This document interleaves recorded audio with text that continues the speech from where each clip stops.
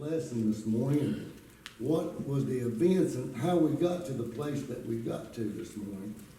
And like I say, I know there's a lot of Bible scholars here this morning that knows a lot more than I do, but I also know there's some young Christians here this morning. Sure, Ronnie, and we can't forget that. We need not to forget them, and we need to let them bring. I think it'd be more enlightening or more wisdom out of this morning's lesson if we did a brief history and lead up to where we're at this morning.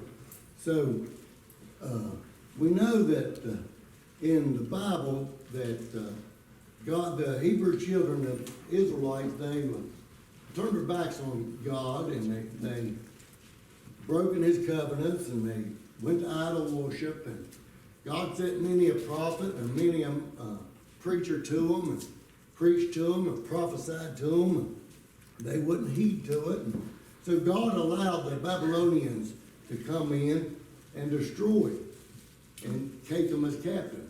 And they destroyed Nebuchadnezzar, and the Babylonians was a ruthless bunch. When they came in, they tore the walls of Jerusalem down. They tore the great temple of Solomon, that great temple that we read about in the Kings, where Solomon built the great temple and sacrificed hundreds of thousands of lambs and sheep and oxen that day, and how the Spirit of God come down and filled the sanctuary. And they said it filled it with a smoke so thick that no one could stand. But all that was destroyed. Everything was destroyed. The gates were burned. All the people was carried away. Part of God's judgment to the people. So, as the children went to Babylon, the Babylonians had them all in captivity. And we find that Daniel and many was there in Babylonian. They prophesied, and God gave them vision at a certain time that this was just going to last a certain time, for a season. And if you read the Bible, I want you to know that the book of Ezra and the book of Nehemiah are joined together. A lot of scholars think or thought that Ezra and Nehemiah was written by the same person, but they're not. Ezra and Nehemiah, but they are joining books. They join together. So at the proper time, God chose a man named Cyrus, king of Persia. And he allowed Cyrus to grow up and become mighty. And the Persians and the Medes came in and they destroyed the Babylonians. Mm-hmm. They took everything they had. They took charge. In fact, history records that Cyrus was king of the world. He had all corners of the world, Cyrus was in control of. He took everything. God put it upon his heart.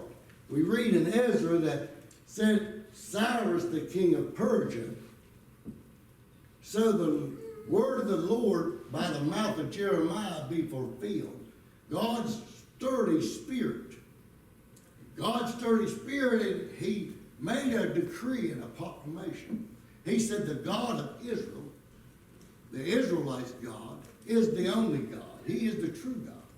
And I want to build his temple in Jerusalem because he is the God. So he sent out a proclamation. He said, among you Jews, who will go for the Lord and build this temple back? And so we find that Ezra, the scribe, he was from the tribe of Judah, and the tribe of Benjamin, and the tribe of Levi. The Spirit of the Lord had done moved in them, and they volunteered. So they went back to Jerusalem. Cyrus let them go back to build the temple back. So this was in about 536 BC. So they went back, and you can read the book of Ezra, how they built the temple. and how they restored it. They didn't build it to its grand glory of Solomon, but they rebuilt it. They built the walls and they rebuilt the temple of God in Jerusalem. So a group came back. This was 70, 80 years later. We find that Nehemiah was a cupbearer for Artaxerxes, the king of Persia at the time. So if you do the math and do history between Cyrus and Artaxerxes, it's about 70, 80, 90 years. So 80 years later, a band come back, and Nehemiah inquired of them. And he asked them, what's going on? How's things going? Yeah, how's things back home? And he said one of his brethren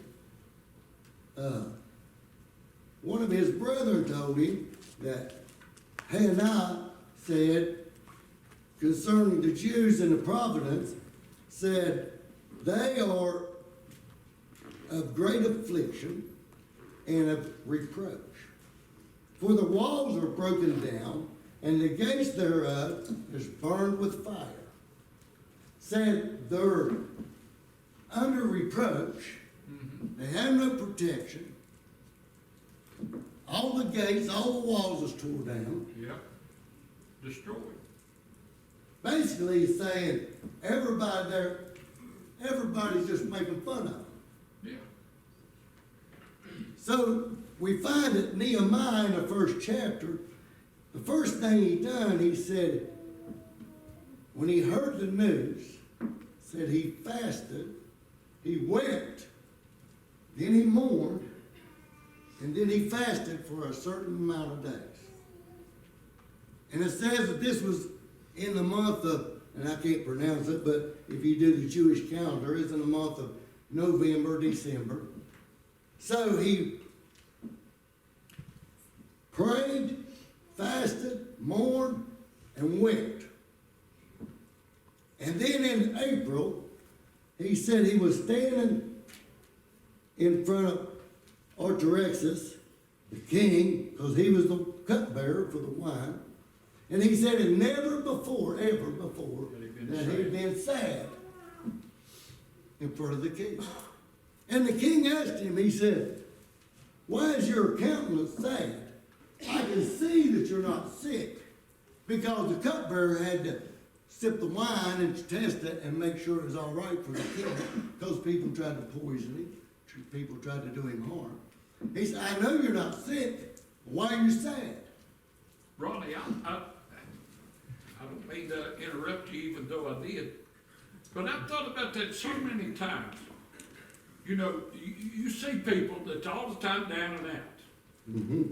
And had Nehemiah been like that, help wouldn't have come that day. No. When he went in before the king, and there he was, old Droopy again, and you know, we droop sometimes, as I said earlier, when we don't have a right to. And Nehemiah could have been in there and, you know, old sad face. But listen, when he was in trouble, when he had a reason, Ronnie, there's times we got people in the building today that's got a reason not to smile. Yeah. And when that when that time comes, listen, God Almighty, the King, will take note of it. I want you to understand Nehemiah had a good job. Yeah. He was a nobleman for the Persian. He wasn't just a slave that come up and hand wine to people. He had freedom in the castle. He could go and come and look and observe, go in the kitchen, go do whatever. And because he was a well-trusted servant of the king. So it wasn't a bad job, it was a good job that he had. And the king said, I like what Nehemiah, every time he's find Nehemiah when something comes up, if you'll read about him, he said the first thing he does, he prays. So when the king asked him, why are you sad? He said, so I prayed to God, the God of heaven. He said, and then I said unto the king. And he told him that his where his father's sculptures was, and his hometown, that the gates was tore down, burnt, that the walls laid in ruin, and he was very sadful and mournful of this. So the king said, well, what would you want me to do? What are you asking? He said, well, if it would please you, I would like to go back. And I'm paraphrasing this. You can read the book. It's 13 chapters. He said, I'd like to go back and rebuild the walls. Yeah.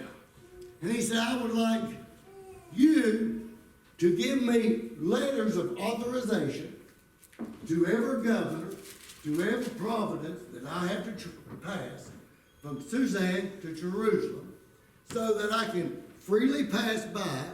And I want you to write a letter to Asa, the one of your royal forest. That's where all the great cedar and the great fir trees was. I'll need lumber.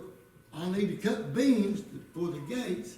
And I want you to give him a letter saying that I can cut these and do these. So the king said, granted permission. Now I want you to realize, when we read these stories, we think, well, Nehemiah's in Suzanne, and he steps over to Jerusalem. Because we don't really realize, but we're looking at over almost 800 miles that he has to travel. He has to cross 2 rivers.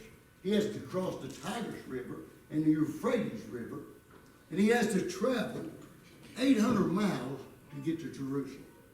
So Nehemiah went to Jerusalem. The king gave him a few men, captain, and some horses, and they left and they went to Jerusalem. And when Nehemiah got to Jerusalem, the Bible records that he told no man, not a person there, what he was there for. He didn't tell him what God had told him to do. He didn't tell him what he had asked God to do. He didn't tell him what he asked the king to do. He arrived in Jerusalem. He told no man nothing. He got there, and the Bible records that in the middle of the night, he got up, told no man. He took just a few of the men that come with him, and he went and surveyed all the walls. And he surveyed everything, all 2.5 miles of the walls around Jerusalem. And all the gates, and all the damage, and he took and surveyed everything that needed to be done and that was been destroyed. In chapter 3, we find that he divided the groups. He divided all the men and women and children in the tribes where they lived, and he gave them that section of wall to rebuild close to their home.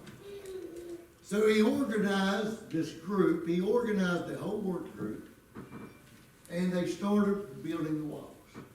Well, there was folks there that didn't like that. There was folks there, Sanballat and Tobiah. Sanballat was one of the ones from Samaria, and Tobiah, they didn't like it. And they got mad, and they first accused him of fortifying himself against the king, which was ridiculous because he had letters from the king saying he could do it. So they got mad, and they started making fun and mocking. But after he did the survey and he came to the center of the court of Jerusalem, and he told the people of Jerusalem what he had asked the Lord for, what he'd asked God to help him to do, and he said God is strengthening. He said then he asked the king of Persia, and the king granted the permission and gift. And I like what he said. He said, so the people of Jerusalem, so they strengthened their hands for this good work. the Bible said they strengthened their hands for this good work.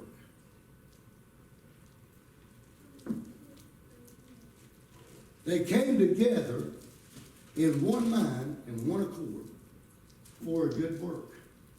They strengthened their hands, they strengthened their mind, they strengthened themselves and said, okay, we can do this.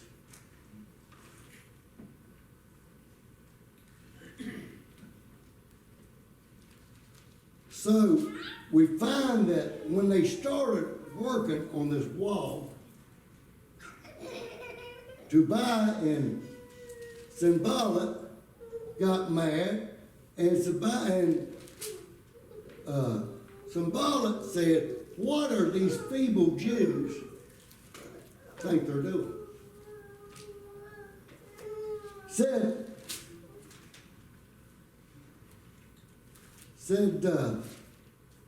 do they think they can do this work out of all this rubbish and all this garbage and the pile of rubbish that's been burnt? Do they think they can do it in a day? Do they think by just sacrificing they can get something done? And his buddy Tobiah standing there, he said, he made a joke out of it. He said, well, what they're building, he said, if a fox would run up on it, it'd crumble, fall down. But I like what Nehemiah did. The Bible said he answered them not. He didn't answer. He didn't answer a word. He didn't get in an argument with them. He didn't say this, that, or nothing. He just kept on working. He just kept on working and praying to God. He didn't argue back, never sent messages back. He just kept on working for the Lord because he had a job to do. In fact, they sent him many letters, and people brought it saying, why don't you come out here and meet with us and talk with us? And he said, I don't have time for that. Why should I come talk to you and leave this great work that we're doing? So the walls was about half built. One thing I want you to understand, now they're not laying a retaining wall. They're not laying a cinder block wall. If you go and do study, the walls of Jerusalem was 2.5 miles around. The average height of the wall was 39 feet. Average height. The average thickness was over 8 feet. So that's a wall. That's not laying a low of limestone block. You're 8 foot thick, over 39 feet tall, and you have 2.5 miles. 7 gates, major gates, 2 minor gates, massive gates that bring in horse and wagons and crowds of people. It was no short order. But the people strengthened their hands for the Listen, good what work. they say, they had a what? A mind to work. They had the mind to work. So we come to the place where we're at in our lesson, chapter 4. The walls are half built. People are still mocking, making fun. They're still working. The Sanballat and Tobiah and all the Arabians, they keep threatening them and saying they're going to do this and threatening them and trying to hinder their work any way they can. So we came today, and it says, but it came to pass when Sanballat heard that we built the wall, he was wroth, and he took great indignation and mocked the Jews. And he spake before his brethren and his army in Samaria and said, what do these feeble Jews, what do these feeble Jews? Will they fortify themselves? Will they sacrifice themselves? Will they make an end of the day? Will they revive the stones out of the heaps of the rubbish which was burnt? Now Tobiah the Amorite was by him, and he said, even if which they build, if a fox would go up, he shall break down their stone wall. And then we find Nehemiah, he turns back and prays to God again. He didn't answer them anything, but he prayed to God. He said, "Hear, O God, for we are despised and turned their reproach upon their own heads, and give them for prey in a land of captivity." What he's saying, he said, we've been in captivity. Give them a taste of what we've been through. And cover not their iniquity, nor let not their sins be blotted out from before thee. For they have provoked thee to anger before the builders. So built we a wall, and all the wall was joined together until half thereof the people had a mind to work. And it came to pass that when Sanballat and Tobiah and the Arabians and the Amorites and the Ashdods heard that the walls of Jerusalem were made up, and that the breaches had begun to stop, they were very wroth, very mad. And they conspired with all together to come and fight against Jerusalem and to hinder it. Nevertheless, we made our prayer to God and said we set watch against them day and night because of them. So they made the threats. Nehemiah said, "Nevertheless, we continue to work. We set watch day and night." And if you go on and read the story, what happened is Nehemiah instructed them. They got weary and they got tired. Nehemiah said, "Don't get weary, don't be afraid. God will fight our battles. Keep on working, keep on doing the work for God. We're going to build this wall." So he put watches down low, he put watchmen up high. He took half the people and put spears, swords, and shields in their hand. The other half, if you read, they had a trowel in one hand, a sword in the other. They wear their clothes 24/7. The Bible records that they didn't take their clothes off. They was ready, willing. Said the only time they took their clothes off was to wash them. They took them off, washed them, put them right back on. They girded their loins. They put their sword on their side, and they kept on working because they had a mind to work. And we find, if we go on and read, we find that this project was completed in 52 days. 52 days. Think of that. They built all the walls back. They built all the gates back. They built this massive wall that was 2.5 miles, 8 foot thick, average height. Some places they said was 60-some feet high. The average height was 39 feet high. By hand. By hand, with a sword in their hand. They said the bearers, the laden bearers, that's the people who had to carry the material, the big blocks, the mortar, whatever. They carried it with one hand and had a sword in the other